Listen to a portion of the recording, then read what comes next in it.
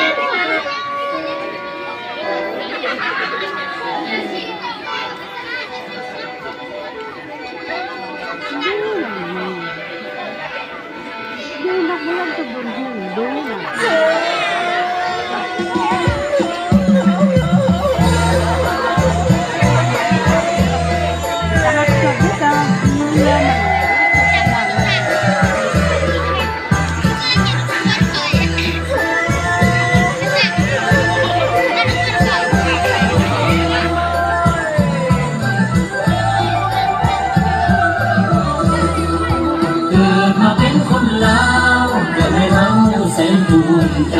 คนเรามีน้ำใจใครหรือใครฮักแทนกันคนเราอยู่ในไทยลาวเพียงแนวตาก็เข้าใจ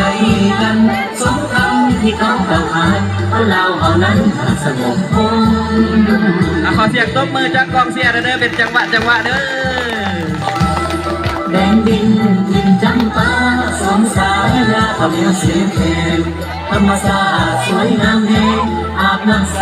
ใส่ลมพัดเย็นใครมาแล้วพออยากจากตกลุมหาไม่ได้มาเห็น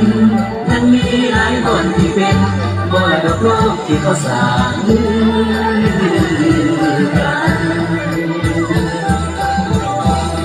คนลาวขอความรักมี12มีความ44มีบุญประเพณีหลายหอยดีที่สืบสานส่งเรือบุญออกพรรษาถึงเดือน5ปีใหม่สงกรานต์เดือน6ที่เขาเก่าขายเอาพากันแล้วมาเสริมบ้าน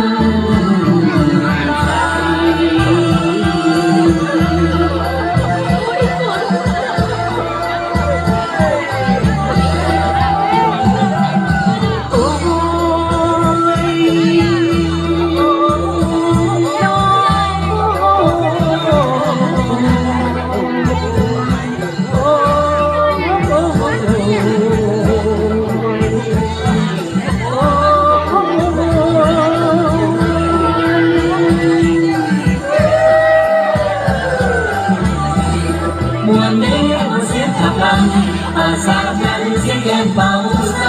มาเส้นบุญบังไฟอยู่แดนใดจะเหมือนเมืองที่เราแม่น้ำที่มีหลายสายเหมือนดังเรามีหลายชนเผ่าอย่าไหลเต้ากันเข้าเป็นเวรนำของสายเดียวคนเราจะอยู่ให้ใครถ้าเป็นกันมาเหมือนอยู่เดียวอย่าลืมเสียงแคนแดนเท่าเดียวถ้ากันคนเดียวอยู่ที่โลก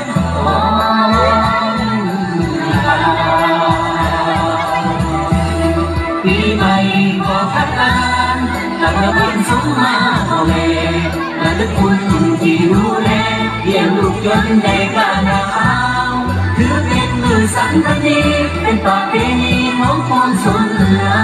แล้วแทนพระควันพระเขาเราวงกันเข้าแก่เดินควันมาเด้อควันเอ้ยมาเด้อควันเอ้ยมาเด้อ